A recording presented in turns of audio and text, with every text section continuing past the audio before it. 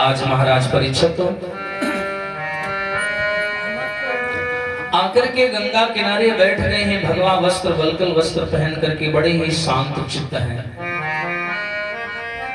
और बड़े ही शांत प्रिय हैं। आकर बैठ गए। बड़े बड़े संत ऋषि महात्मा वहां पर इकट्ठा होने लगे और सब लोगों से परीक्षित जी एक ही सवाल करते हैं, महाराज जिस राजा को, जिस व्यक्ति को ये श्राप लगा हो, उसके जीवन में 7 ही दिन शेष बचे हों, उसे क्या करना चाहिए? कोई हमें बताओ। सबने कहा भैया कुछ नहीं करना चाहिए, उसे श्रीमद् भागवत कथा का रसपान करना चाहिए। श्रीमद् भागवत कथा। लेकिन परीक्षित जी बोले महाराज भागवत तो हम सुन लेंगे, किंतु सुनाएगा कौन?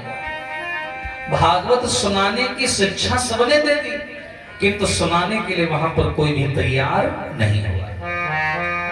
बोले हमारे बस का नहीं है, कोई साधारण चीज नहीं है।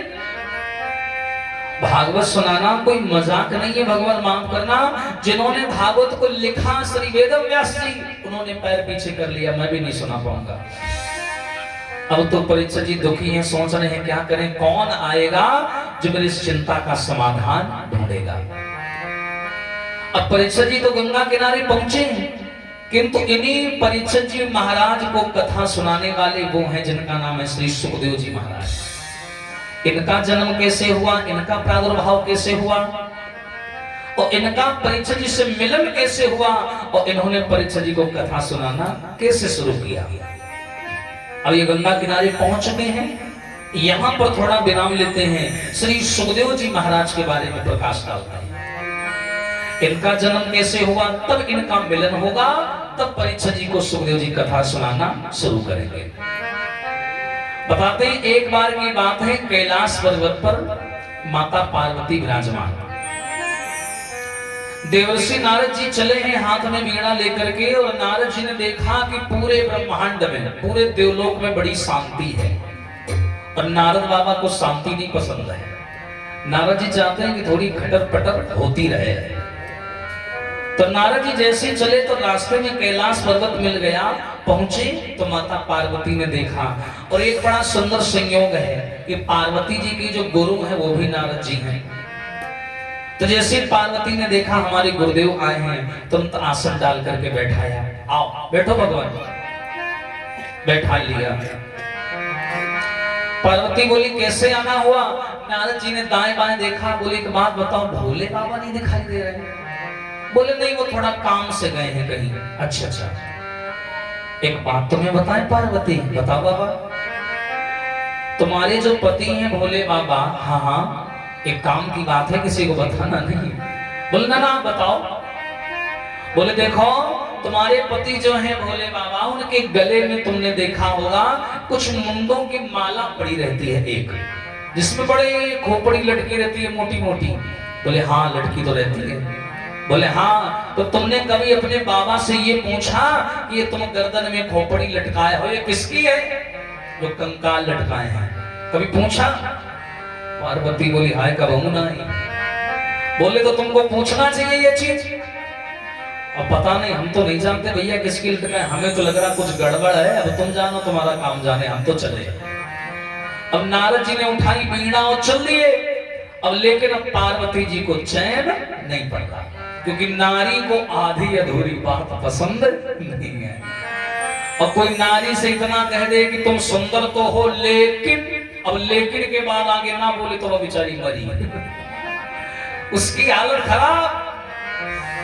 ठीक उसी प्रकार पार्वती जी को नारद जी ये बोल गए कि तुम समझो तुम्हारे पति के गले में ये मुंडों की माला पड़ी, किसकी है? अब तुम जानो, इतना बोल के चले गए। अब पार्वती को चैन ना, कहीं इधर जाए कहीं उधर जाए। कितनी जल्दी भोले बाबा आए, हम अपनी शांति बिठाए, अपनी बात बोले, पेट में खलबल पड़ी और थोड़ी देर में भोले बाबा आ गए। पार्वती जी गई, सामने जाकर खड़ी हो गई। बाबा बाबा एक बात पूछे, बताओ। भोले बाबा बोले हम इतनी दूर से आए हैं, हारे थके, न खाना न पानी, एक बात बताओ। अरे क्या हो गया?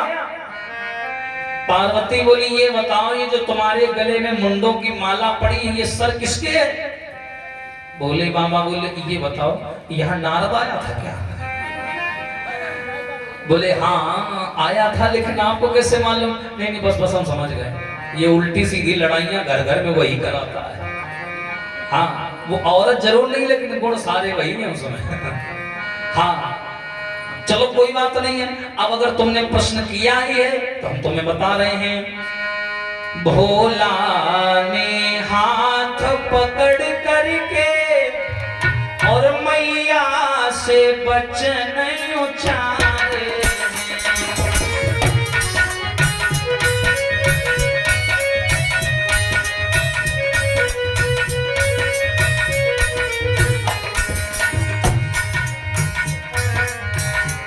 ये जो पूछ रही हो ना, ये सर किसके हैं?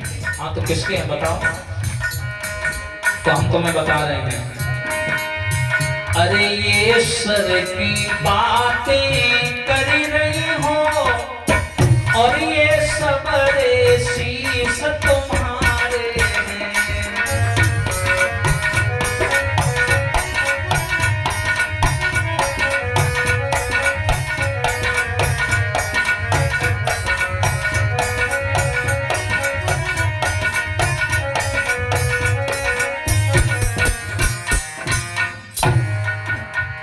ये तुम पूछ रही हो ना, ये खोपड़ी जो लटकाए हैं ये किसकी हैं? हाँ बाबा किसकी है? तो हे देवी महारानी, ये सब की सब खोपड़ी तुम्हारी है। तुम्हारी क्या? हाँ तुम्हारी। पार्वती जी चौंक गई, बोली बाबा लगता ज्यादा चढ़ाए हो, कैसी बातें कर रहे हो? हमारी, हम तुम्हारे सामने जिंदा खड़े हैं और फिर हमारी खोपड़ी तुम्हारी यहाँ कैसे माला में आ गई? भोले बाबा बोले बैठ जाओ, आराम से बता रहे हैं। क्या तुम आज जिंदा खड़ी हो, ना जाने कितनी बार तुम्हारा जन्म हुआ, कितनी बार तुम्हारी मृत्यु हुई, क्योंकि तुम मृत्यु लोक की नारी हो और मृत्यु लोक में जो जाता है उसे मरना पड़ता है ना? तो इसीलिए जितनी बार तुम्हारा निधन हुआ, जितनी बार तुम्हारी मृत्यु हुई, बाकी शरीर मैंने त्याग दिया और तुम्हारा सर मैंने अपनी माला में प्रेम की निशानी के तौर पर पिरो लिया, क्योंकि मैं भी तुम्हें प्रेम करता हूं। पार्वती बोली हे राम, हम इतनी बार मर चुके हैं। भोले बाबा बोले हाँ गिन लो, इतनी बार तुम मर चुकी। पार्वती बोली बाबा एक बात पूछेगा तुम्हें बुरी ना लगे? बोले पूछो। पार्वती बोली हृदय हम हैं मरी, तुम काहे नहीं मरते? और क्या, हर बार हम ही मरते हैं, तुम क्यों नहीं मरते? हम भी तो तुम्हें प्रेम करते हैं, तुम मरो तुम्हारी माला हमें लगा ले। और क्या? तो भोले बाबा बोले बात बिल्कुल सही है तुम्हारी। अच्छा हम इसलिए नहीं मरते हैं क्योंकि हमारा मृत्यु लोक से कोई संबंध नहीं है। अच्छा मरता कौन है? जिसका जन्म होता है, और हमारा ना जन्म होता है और ना हम मरते हैं। और आज तक भोले बाबा को कोई श्राप भी नहीं लगता। कभी भोले बाबा के ऊपर किसी का लगता हुआ श्राप देखा? नहीं। विष्णु जी को भी मिला, ब्रह्मा जी को भी मिला, पर भोले बाबा को आज तक किसी ने भी श्राप नहीं दिया। अब उन्हें चाहे कोई देवी दे तो उनके ऊपर लगेगा भी नहीं, वो अलग आदमी है। कहते हैं भोले बाबा जैसा देवता पूरे संसार में नहीं मिलेगा। बताइए जो कोई नहीं लेना चाहता वो ले लेते हैं भोले बाबा।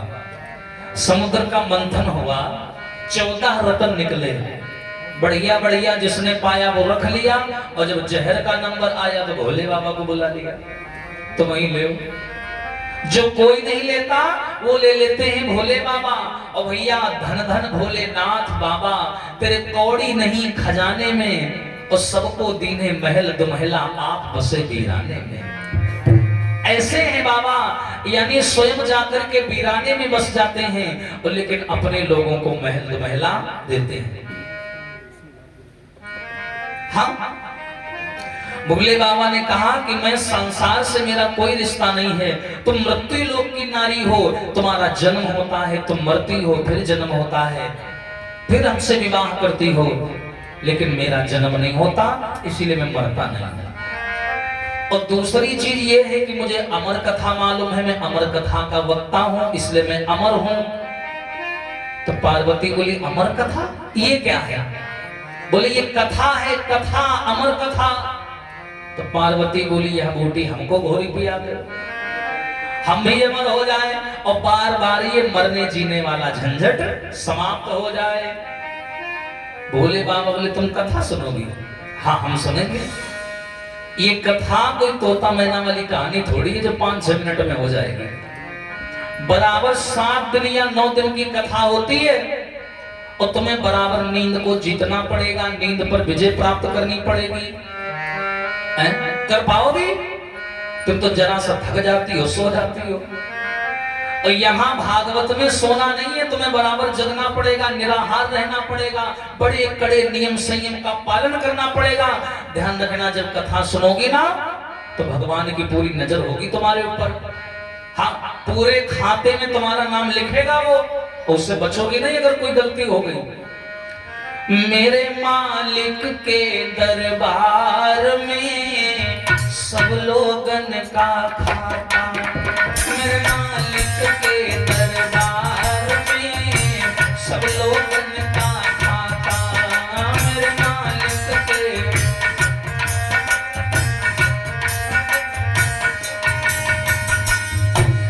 हाँ भैया, जिसने जैसा कर्म किया वो वैसा ही फल पाता। मेरे मालिक के दरबार में सब लोगन का खाता, मेरे मालिक के।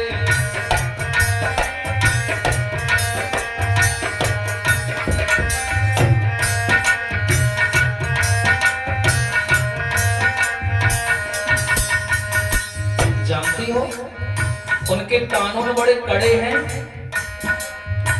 बड़े बड़े कानून प्रभु के, बड़ी कड़ी मर्यादा।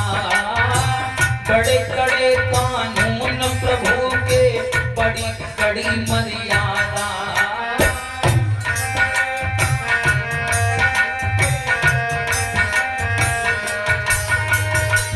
किसी को कौड़ी कम नहीं देता, किसी को दमड़ी ज्यादा।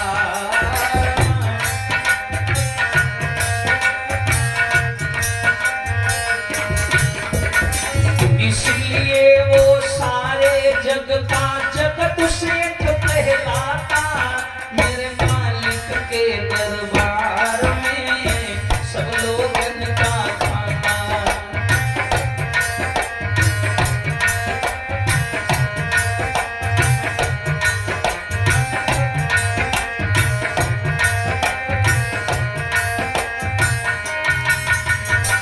जिसने जैसा कर्म किया वो अरे वैसा ही फल पाता।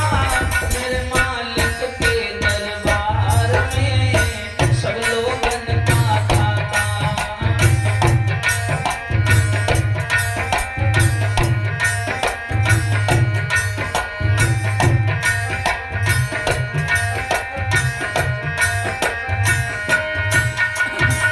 और भैया, अरे क्या साधु क्या संत गृहस्थी, क्या राजा क्या रानी।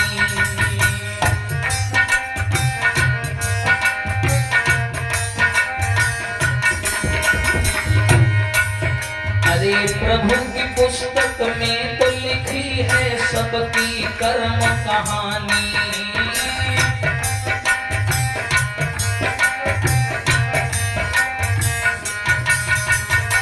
प्रभु की पुस्तक में तो लिखी है सबकी कर्म कहानी।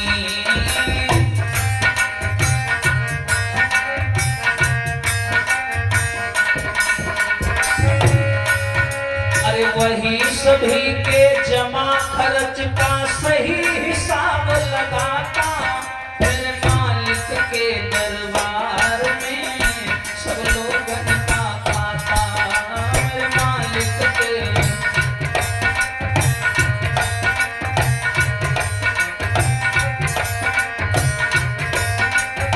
सब लोगन का। इसलिए बताओ, क्या इन सब नियम संयमों का तुम पालन कर पाओगी? अगर कर पाओ तो हमें कथा सुनाने में कोई आपत्ति नहीं है, हम सुना देंगे कथा। पार्वती बोली हाँ हाँ हम नियम संयम का पालन कर लेंगे, तुम हमें कथा सुनाओ। तो भोले बाबा मजबूर हो गए, बोले यहाँ नहीं, यहाँ और भी लोग आ जाते हैं। पता चले किसी और ने कथा सुन ली, वो अमर हो गया और उसने अपनी शक्तियों का गलत फायदा उठाया, तो इसलिए यहाँ नहीं, कोई हम उचित जगह ढूंढते हैं, वहीं हम तुम्हें कथा सुनाएंगे।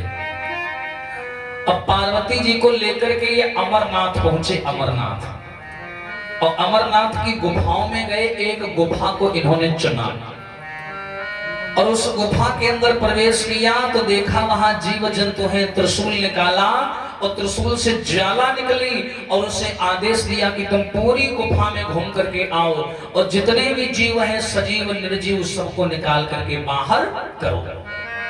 यहाँ केवल हम होंगे और पार्वती जी, तीसरा कोई नहीं। भैया त्रिशूल ने सबको निकाल करके बाहर किया और भोले बाबा आसन लगा करके बैठ गए। त्रिशूल पहरेदारी कर रहा है, मैया पार्वती सामने बैठ गए। सामने बैठ गई, कथा सुनाने लगे भोले बाबा। बोले मैं तुम्हें कथा सुनाने जा रहा हूं, किंतु इतना याद रखना बीच बीच में हुंकारी भरती रहना, ताकि हमें लगे हाँ तुम जिंदा हो। कहीं ऐसा ना हो सो जाना हो, हमारा माइक चालू रहे और तुम सो जाओ, हम भी अपनी आंख बंद किए ले रहे हैं और तुम बीच बीच में हुंकारी देती रहना। पार्वती बोली ठीक है। भोले बाबा ने आंखों को बंद किया और शुरू कर दी कथा। कैसे? राम का नाम लेकर, जय राम लला जय जनक लली,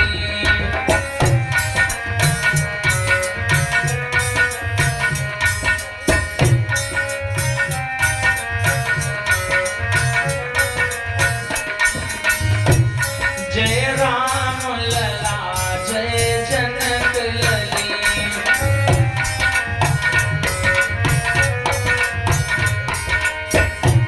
जय राम लला जय जनक लली, जय राम, जय राम लला जय जनक लली,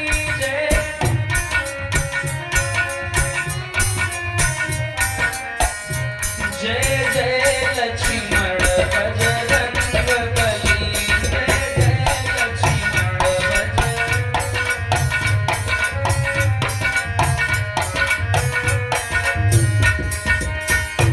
जय जय लक्ष्मण बजरंग बली,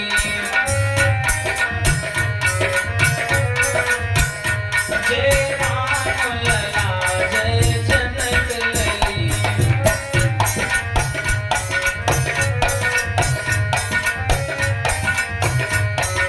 जय जनक लली।